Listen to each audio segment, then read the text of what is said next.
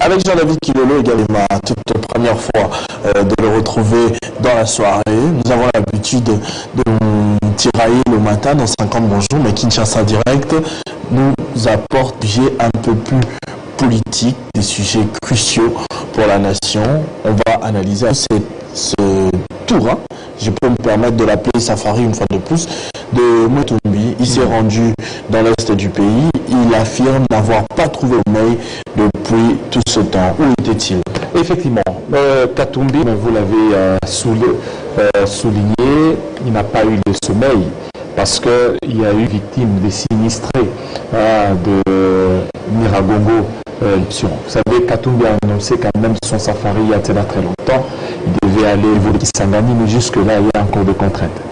Alors, vous allez le comprendre très bien, il a dit que lorsqu'il est arrivé à Goma, qu'il avait demandé l'autorisation, mais ça tardait, ça a pris du temps pour qu'il puisse décoller de Mbale vers Goma. C'est que jusque-là, il y a encore beaucoup plus de tractations parce que lorsque Katumbi est en train de se déplacer, c'est un potentiel candidat à l'élection présidentielle. Ça, il faut qu'on se le dise parce que vous savez, Christopher... Si je ne l'ai pas présenté, c'est Jean-David Kilolo, mon confrère, journaliste ici à Télé 50 et pas du tout un communicateur de Moïse Katumbi. Donc, je ne vais pas confondre les rôles. J'ai témé à donner cette précision-là pour ne pas prêter confusion. Voilà, donc on n'est pas Katumbi, c'est juste qu'on est en train un peu d'analyser. Il a promis les safaris à partir de l'Est de la République démocratique du Congo. Ça fait pratiquement une année qu'il n'a pas reçu certainement les quitus de la part des autorités pour pouvoir certainement se déplacer dans l'Est de la RDC. Alors le malheur est arrivé au niveau certainement des Goma par rapport à cette éruption volcanique.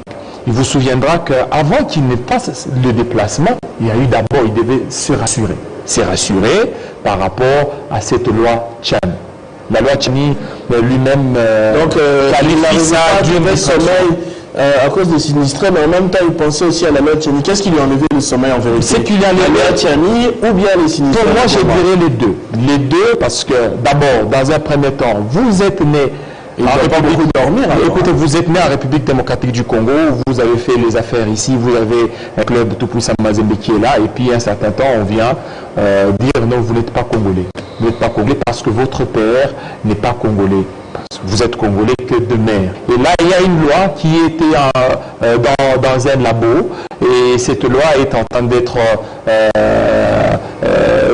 rafistolée pour que vous soyez totalement écarté.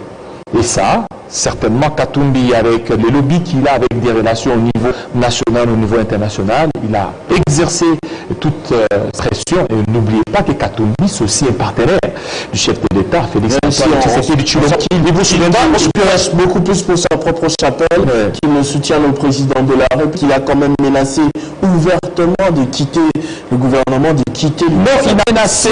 Non, ne serait-ce que... Écoutez, en politique, on ne se fait pas des cadeaux, vous savez, on ne se fait pas des cadeaux. Comment être dans l'union sacrée? Mais il y a des coups bas. Comment vous pouvez être à l'union sacrée? Vous êtes en train à éliminer vos partenaires. Katumbi, c'est un partenaire privilégié du chef de l'État, Félix Tshisekedi Tshilombo. Parmi des personnalités appelées lorsque le président avait à l'idée de faire l'union sacrée, il a fait appel à Moïse Katumbi Chapwe et à Pierre Bemba. Lorsque ces deux personnalités sont arrivées ici à Kinshasa, ils ont donné un peu de la légitimité à l'union sacrée. Et tout le monde a adhéré. Donc c'est quelqu'un de poids sur la scène politique congolaise. Vous n'allez pas vous en passer des Katumbi. Et puisque vous n'allez pas vous en passer des Katumbi, vous n'allez pas certainement soutenir une loi qui est certainement liberticide pour Katumbi. Parce que Katumbi est là, jusque-là, il ne s'en cache pas. Il ne s'en cache pas par rapport à ses intentions de pouvoir briguer la magistrature suprême. Il ne s'est pas encore prononcé, mais il n'a pas non plus dit non par rapport à ça. Quand bien même déjà nous assistons à la pré-campagne. Regardez le chef de l'État lui-même, Félix Antoine Tshisekedi, il a déjà lancé sa propre campagne avec Christophe Mbosson Kodi à chaque fois, à chaque sortie médiatique, dans ses meetings, il parle que de Joseph, plutôt, il parle que de Félix Antoine Tshisekedi Tshilombo comme son candidat. Et c'est déjà pour beaucoup de cadres. Voilà, Modeste Batulukwebo, Steve Mikaï. Il y en a autant. Maintenant, Katumbi, pour le moment, il ne s'est pas encore prononcé, mais ce sont ses œuvres, ses actes. Le fait de descendre déjà au niveau des Goma, il veut reconquérir certainement les cœurs des Gomatraciens. Un certain temps, les Gomatraciens se sont vus délaissés par le gouvernement. Regardez le monde. Le gouvernement s'est présenté là-bas, les autres ont suivi. Oui, mais avec quoi? Avec quoi? Si, la présidence. Le gouvernement s'est présenté, oui, le gouvernement s'est présenté avec quoi? Regardez les jeunes. Je ne fais pas sa publicité, Innocent Baloumé, ce qu'il a posé comme les maisons qu'il a construites. Ça, il faut qu'on se le dise. Moïse Katumbi est descendu, il a donné beaucoup d'argent. Jusque-là, on n'a rien vu. Qu'est-ce que le ministère des Actions humanitaires est en train de faire? Qu'est-ce que le ministère des Affaires sociales est en train de faire? Qu'est-ce que le ministère de l'urbanisme est en train de faire? Tous ces ministères-là sont en train de patauger ici à Kinshasa. Ils n'arrivent pas certainement à satisfaire Gomatraciens. Et sur place, 350 000 $. Oui, il a donné 350 000 $. Au niveau de Goma, c'est insignifiant. Le gouvernement donne combien? Non, c'est un individu, 350 000 $ donné. Et en plus, par rapport, regardez les vivres que l'homme de Kachebo a amené au niveau des Goma. Et le gouvernement de la République démocratique du Congo, le gouvernement d'IDEO, qu'est-ce que ce gouvernement a amené? Ça, il faut qu'on se le dise. Vous savez, on essaie de voir un homme, c'est lorsque vous êtes totalement dans des difficultés, lorsque c'est descend. Et Katumbi l'a fait. Katumbi est descendu afin d'appeler ces vivres-là à cette population. Bien avant nous, vous savez que beaucoup de gens sont descendus. Marie-Hélène est descendue, Denis Diakérou, Félix Tshisekedi, toute une litanie. Regardez ce que Maman Aroro, Olive Lembe a fait. Ce que Moïse Katumbi a fait, c'est que le gouvernement. Vous pouvez faire la comparaison, vous allez comprendre. Le gouvernement fait tous les jours. Oui, le gouvernement fait tous les jours, mais il n'y a pas d'impact. Le gouvernement est là. Il n'y a pas d'impact visible. C'est quoi l'impact visible? Ils ne vont pas donner éternellement. Non, écoutez, le fait seulement de poser un geste de générosité, un seul geste, ça suffit. Et les Gomatraciens, là, ils sont totalement touchés par le geste posé, comme des Kachebo. Ça, il faut qu'on se le dise. Par le geste qu'il a posé. Et lui-même, il a dit, je ne suis pas venu ici dans les cadres politiques, dans les cadres de la campagne, c'est non politique. Parce que tout ce que lui peut poser, aujourd'hui, il peut dire que ce n'est pas dans un cadre politique, mais déjà, on sait comprendre. Quand on les enjeux sont des tailles. En 2023, ils vont devoir se prononcer. Et vous l'avez dit, c'est un partenaire, il est en train d'aider le président Félix Antoine Tshisekedi. Regardez les ministres qui sont là.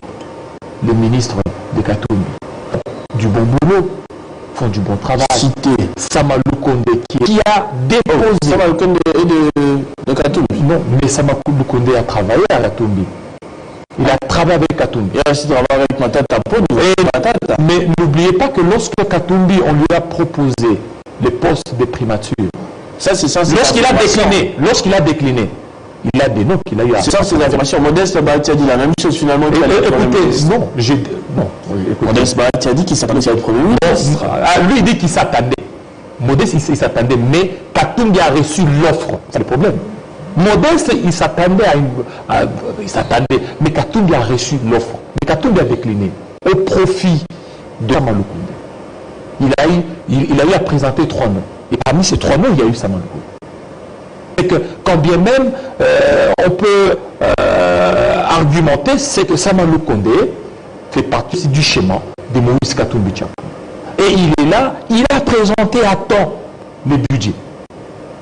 Depuis 2016, c'est la toute première fois qu'un Premier ministre prend à temps les budgets dans un délai. Ça change quoi? Ça change quoi? Non, c'est là qu'il y a la volonté de faire. Après, vous savez que ça ne garantit pas que ce chiffre-là sera atteint. Des fois, on présente des budgets comme ça. On a dit la même chose pour Ilunga Ilunkamba. Il y a eu 10 milliards, à peine on a pu mobiliser 4. Non, à l'époque, avec Ilunga Ilunkamba, il y avait des problèmes avec les institutions de Bretton Woods, FMI. c'est FMI qui a refusé. Il dit que non, vous n'allez pas présenter un budget de 10 milliards. Vous devez certainement revoir ça. Ils ont revu.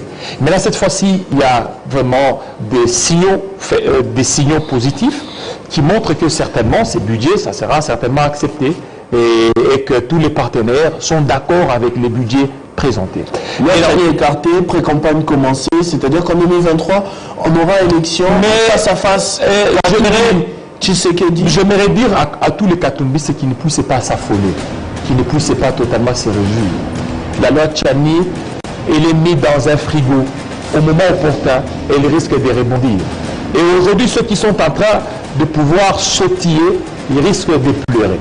Il faut certainement qu'ils soient beaucoup plus vigilants parce que c'est en politique. En politique, tous les coups sont permis. On peut aujourd'hui, si le camp du président Félix Tshisekedi accepte de faire concession par rapport à la loi Tchani, il y a encore d'autres coups qui seraient certainement préparés. Parce qu'ils sont en politique, ils ne se font pas des coups, ils ne se font pas des cadeaux. S'ils trouvent que ces candidats risquent de devenir vraiment un piège ou un handicap, il y aura encore d'autres choses à pouvoir l'écarter, qu'ils soient certainement aux aguets, parce qu'en politique, il faut se réjouir il faut s'attendre jusqu'à la dernière minute. Tout peut changer. Et j'en ai vu de l'intérêt du pays, l'intérêt des Congolais, l'intérêt des Congolais dans tout ça. Voilà, l'intérêt des Congolais dans tout ça, c'est le social. Le social, c'est que depuis l'arrivée du président Félix Antoine Tshisekedi Tshilombo, il a promis qu'il devrait certainement améliorer les social des peuples congolais. Jusque-là, on continue à attendre. Il y a trop de promesses, mais l'on se rend compte que ce sont des promesses qui avoisinent à celles qui sont beaucoup plus populistes. On a eu à donner beaucoup de promesses par rapport aux produits surgelés, par rapport à des prix des avions, mais jusque-là, vous n'avez qu'à demander Christopher Ochokoum, ce ne sont que de la poudre aux yeux. Ça, il faut qu'on se le dise. Je rappelle que j'ai recevais Jean-David Kilolo, mon confrère, c'est-à-dire journaliste à Télé 50. Il n'est pas communicateur d'ensemble ou de Moïse Katumbi. Il n'a fait que analyser l'actualité, bien sûr, Jean-David, l'actualité et les événements qui se déroulent, notamment la pré-campagne de Moïse Katumbi au niveau de Goma, les conséquences que cela peut avoir, les réactions. Vous connaissez, quand on provoque Félix Tshisekedi, il y a toujours un Jean-Marc Aboun d'un côté, un Augustin Kabouya à droite, qui vont certainement faire perdre encore le sommeil à Moïse Katumbi, entre guillemets. C'était une parenthèse. Voilà, donc merci beaucoup d'avoir suivi ce Kinshasa Direct avec les analyses de mes confrères. On a parlé sport avec Christian Bokaya, on vient de parler politique avec Jean-David Kilolo. J'espère que vous avez aimé cet exercice. Là, on se retrouve très prochainement avec le même plaisir. Restez fidèles au programme de votre chaîne Télé 50 avec la grande édition tout à l'heure de Lauriane Bouya. Vivez heureux, vivez sans temps.